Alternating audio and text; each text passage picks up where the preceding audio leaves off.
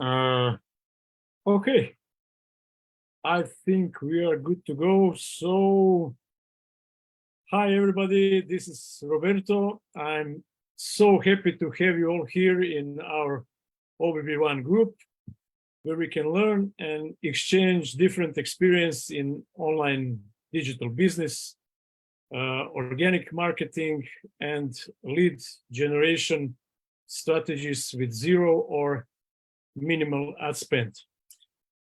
Today, I have something really special and a little bit unusual to share with you. So let me introduce you to an awesome guest joining us, my buddy Chet Magiese, the mastermind behind a groundbreaking approach to high-ticket businesses like yours. He's not an agency owner you can hire, and he's very selective about who he works with. But for the right established high-ticket businesses, he could be one of the most valuable relationships to have. So, hey, Chet, we are really excited to have you here. How are you? I'm doing well. Thank you for inviting me to your group. I think for the right people in your group, this could be a good connection for them to make, and appreciate you reaching out and asking me to come speak to your group. Yes, it is my pleasure. So, okay, we can start with my first question.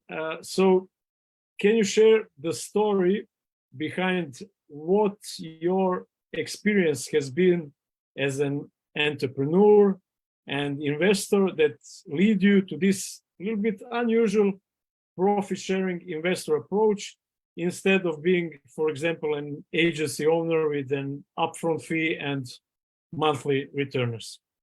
Yeah, so I mean, I'm kind of a serial entrepreneur. I've owned and built and exited businesses and done consulting and all of that. Kind of the normal path is a lot of entrepreneurs, after selling their company, will start an agency, and nothing particularly wrong with that, but they'll charge 20 grand up front for whatever service they provide to help you grow your business, and 5 or 10 grand a month retainer. I am a little bit jaded with agencies myself, because over my career and different businesses that I've run, I'm almost embarrassed to say this, but I've probably wasted about $100,000 or so on agencies that promised me a lot. I paid them a big retainer, paid them monthly fees, and it didn't go well. That's not the story of every agency. I've had some agencies that have done good work for me on things, but I've been a little jaded in regards to high ticket agencies or agencies that serve high ticket people making large promises, asking for big money up front, and not putting their money where their mouth is. One thing that really put me over the edge is there was one, I'm not going to name any names, but there was one agency, like I said, I won't name names, but they wanted 30 grand up front and said that they're going to bring me, an extra 30 grand or so a month in sales, within 6 months. And I said, guys, that sounds fantastic. You want 30 grand? Tell you what, I'll pay you double, pay you 60 grand, I'll pay it today, but it goes into escrow. It doesn't go to you. When you hit the sales metrics and all that you promised me you can do, I will pay you double. Of course, they said no. And what that communicated to me was, talking a big game, but not really backing it up. So I got the idea of, since I've had my exits and all of that, I'm an investor. I'm not an agency owner. I'm a micro investor in high ticket businesses. And I cannot promise this to everybody, and I can, I don't want to be the bearer of bad news or rub the shiny off or anything, but I can probably say with confidence that, most people that reach out to me, I will turn down. I don't want to discourage you from reaching out to me, but, I have specific businesses that I am willing to risk my own money, my time, hire my team, hire copywriters and all that. But my idea is for the right businesses, I want to just have a Zoom coffee date, nothing more, and see if there's something there where I may want to invest in your business, bring you additional sales, and we would just split the revenue from that without you having to pay me a dime up front. So all the risk in something like that would be on my end. but I want to make it kind of a risk-free proposal for any business that I would partner with. And that was kind of just inspired by poor experiences I've had with paying other people tens of thousands of dollars. So yeah, feel like that. yeah, that sounds great. And but no upfront charges and zero risk. It sounds like a dream deal. Too good to be true. So how do you make this work while ensuring both parties benefit from the partnership? How can other entrepreneurs get in on this profit sharing goodness? And are there specific types of businesses or industries that are a great fit for your strategy? Yeah, like you mentioned, for some people it sounds too good to be true, and for some businesses it is. Like I said, I'm going to turn down a lot more businesses that I accept. The way I look at this is if there is a win-win scenario that is very hard for both people, myself as the investor and the business owner, to say no to, those are the businesses I'd be excited to invest in. I do not invest in new high ticket businesses. If you've got a great offer and you're really excited about it and have a new offering for the marketplace, even if you've made millions in a different offering, if you come into the market with something new and want me to invest in that, I'm sorry, that's not what I do. I invest in proven offers. I look at it like this. In some of my previous businesses, I know for a fact that I left money on the table because I put things on my to-do list that sat on my to-do list until I sold the business. So most successful entrepreneurs, and I'll go as far as to say every successful business owner, knows that there's 100 things they could do to grow their business and bring in more revenue, but they only have time to do 2 or 3 of them, or at least do 2 or 3 of them well. That was my story with my previous businesses. So what I would come in and say is, like, I don't want to, again, for the right businesses, I don't want to get in the way of anything you're already doing. I'm not trying to eat off the plate you're eating off of. I don't go fire your sales team. Don't do any of that. Keep doing what you're doing. That's working.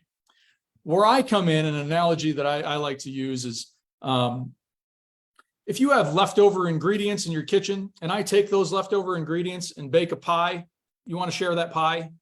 Like that's what I offer. So if you have a high ticket offer, like a lot of businesses that I think are good fits are people that have a low ticket offer off, we often call this like a tripwire product that leads to a high ticket and then sometimes a mastermind beyond that. Businesses that have a lot of these low ticket buyers and they've got a rock star sales team, phone closers, all this stuff, they'll close a certain amount of those, usually in a 35-day or 30 or 45-day sales cycle. After that, a lot of times those leads don't go anywhere. I may come in and fund a direct mail campaign to those people and do a profit split with the buyers or with the business owners. So there are a lot of different things that we can do there, but the whole idea is I don't want to get in the way of what you're doing. I'm not showing up to your team meetings. I'm not on your org chart. I'm an outside micro investor in the right high ticket businesses. And if I can show up with a duffel bag of $500,000, do you want to split it or not? Is kind of the way that I come in. I want to do business with people that I like too. Personally, I don't care how much money I could make from it. If you're not somebody that I would also get a beer with, I don't want to, I'm not at a point in my career where I need to be doing this.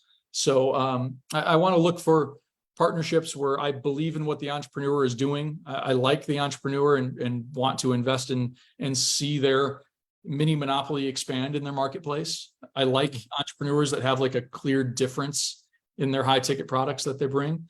And again, I would just propose a 15-minute Zoom call. I call it a coffee date. If that goes well and there's something where there could be a win-win, I don't go draw up some complicated contract. I propose a test and nothing more. Yeah. And the test I kind of consider like just a mini campaign. The test is coffee date number 2.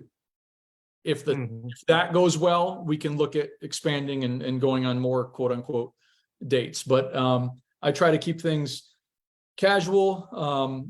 Some entrepreneurs or a lot actually of high ticket businesses, have 6 to maybe even 7 figures sitting in potential sales on their list that they're not going to get to out of time, energy, focus. like I said, there's only so many things an entrepreneur can do. And I wish somebody with my investor stance had come to me 5 years ago in one of my previous businesses and said, hey, Chad, it looks like, you're not doing X.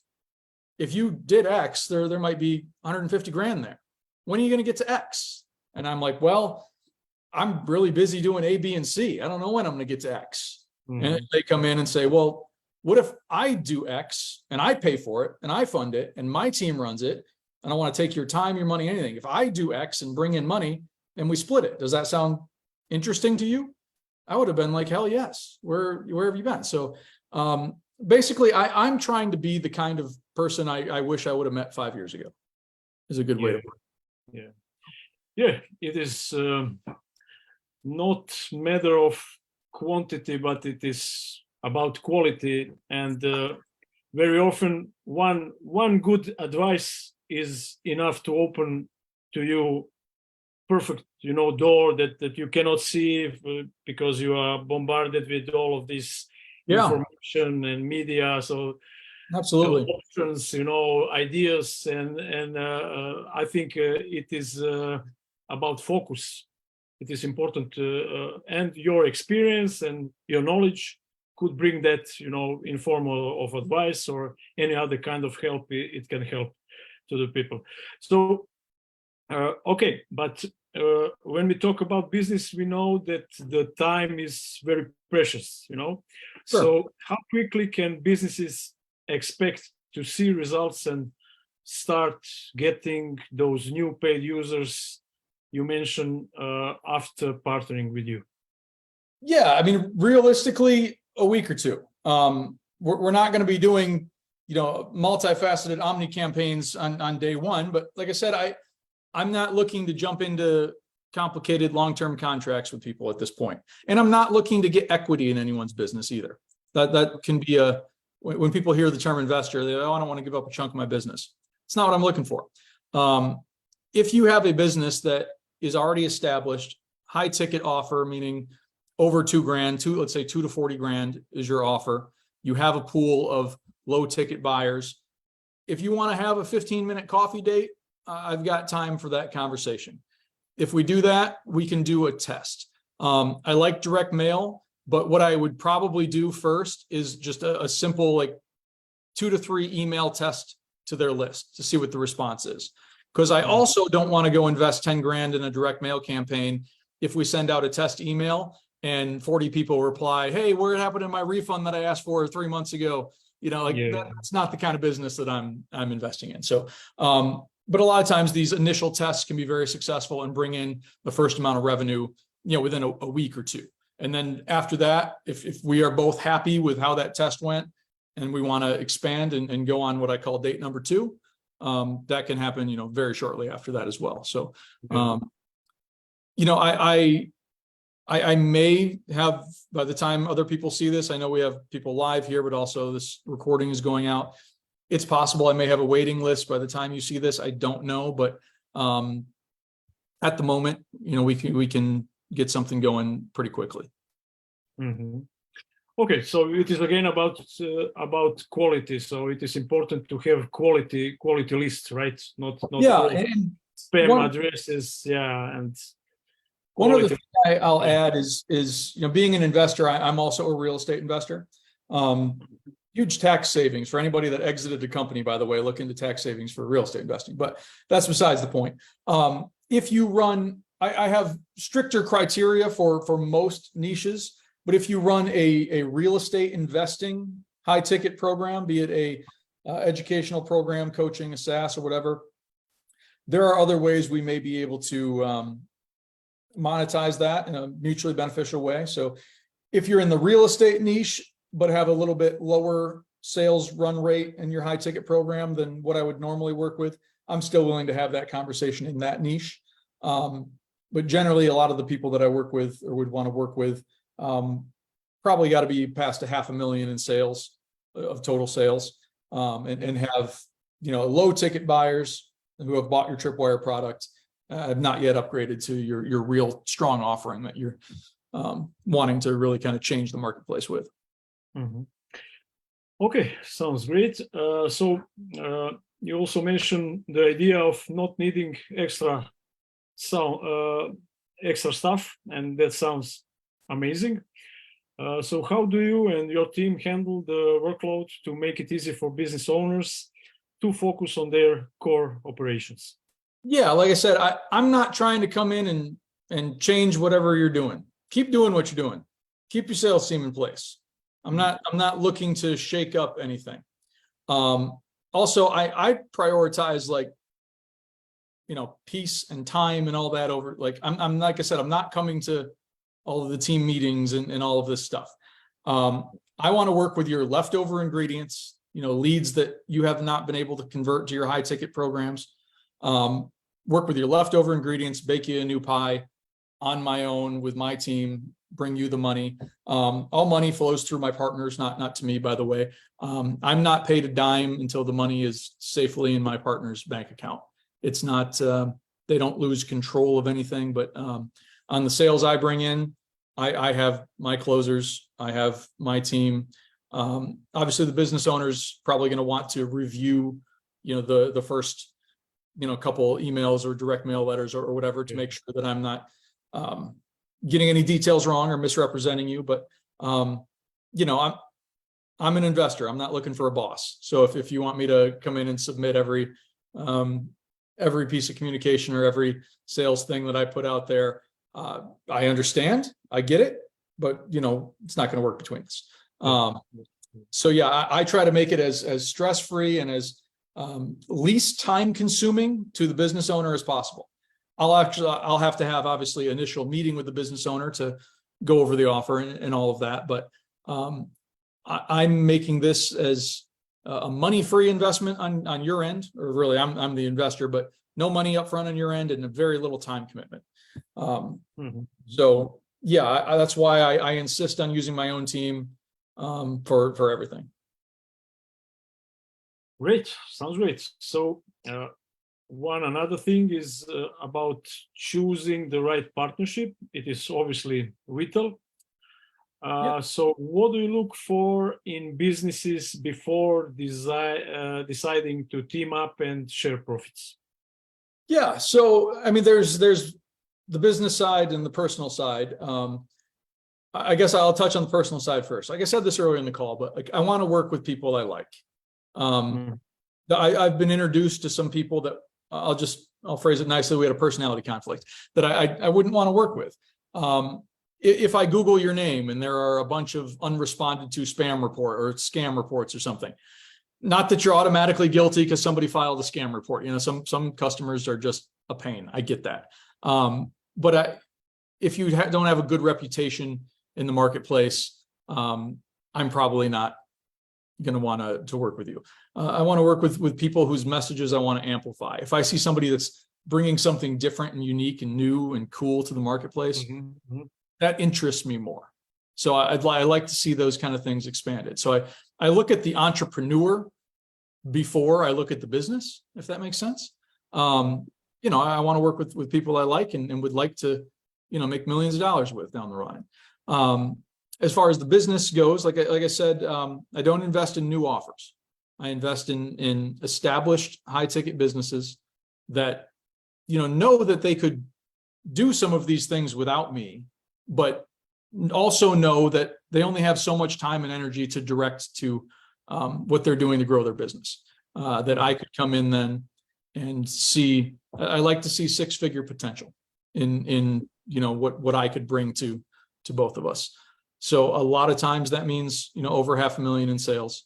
A lot of times that means X number of low ticket buyers who have not yet upgraded to your high ticket program.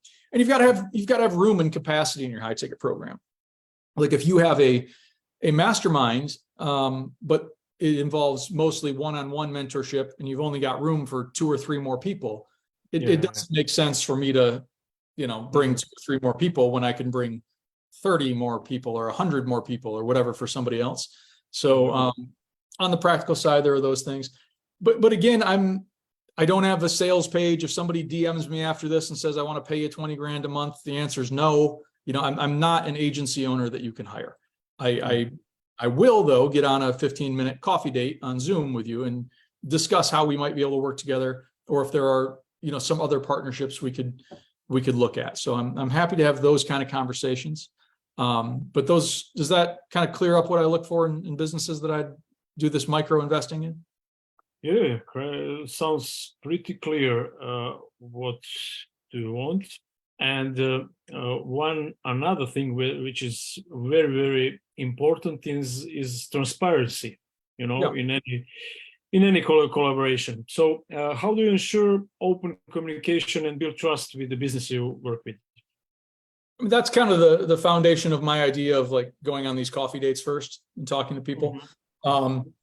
Yeah, you know, I want to make sure that there is a positive energy and an initial trust there. As far as practicality beyond that, like I said, all of the money goes to the business owner.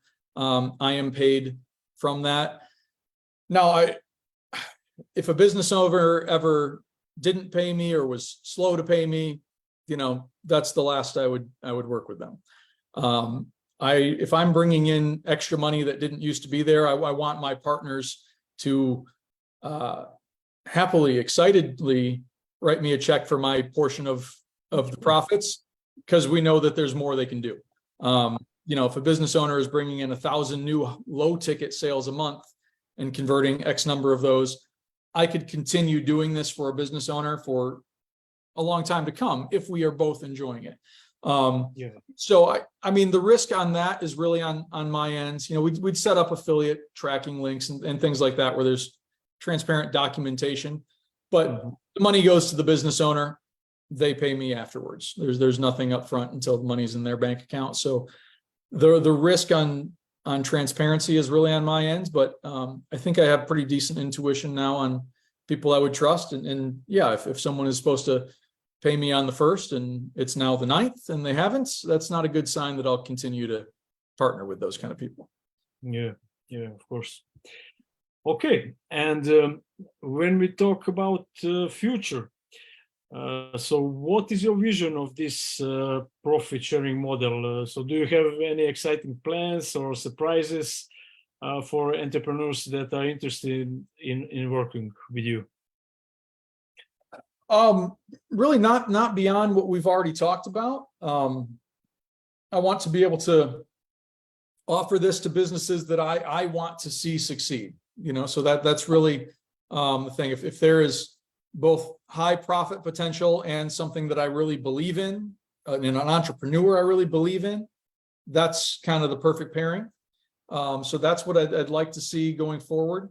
There may be collaborations I do in the future where we could take one person's product and put it into someone else's upflow, and there may be more complicated things like that where I can facilitate other types of partnerships and investments as well.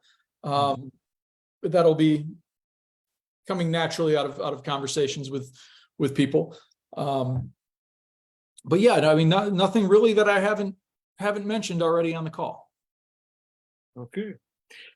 Okay, so let's mention once again. So are you looking for long-term commitment from business partners, or this is a one-time thing?